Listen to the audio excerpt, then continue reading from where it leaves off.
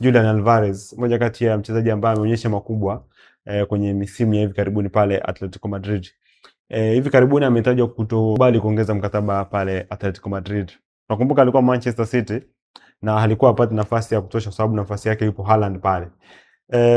Kwa uwezo wa Alvarez, umri wake alionao, wengi wanamtarajia kutoa pale FC Barcelona.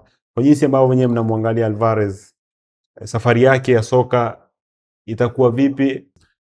Julian Alvarez ni mchezaji fulani hivi ambaye very interesting, ni mchezaji wa kustaajabisha kwamba kabla ya kufika Atletico Madrid, Julian Alvarez alikuwa ni mchezaji ambaye ameshinda kikombe kwenye kila timu aliyoshiriki.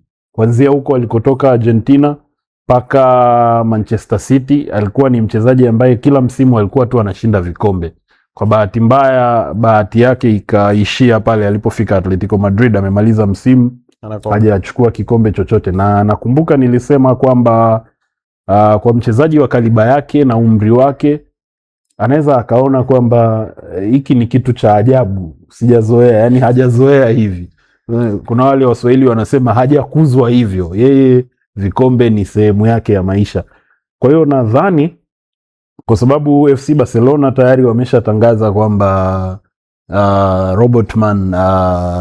Roberto Lewandowski hatoendelea kuwa sehemu ya kikosi chao, so it's only fair wao kuongeza striking force yao. Na ukimwangalia mchezaji kama Julian Alvarez ana fit kabisa profile, kwa sababu kilichokuwa kinamnyima yeye nafasi ya kushine Manchester City, come on man, Haaland. Unajua kama umeangalia mechi za Manchester City hizi 5 za mwisho za Premier League, Haaland ni mchezaji ambaye unlike tofauti na wengi tunavyodhani, amekuwa akifunga impossible goals. Game time, tuonavyo sisi.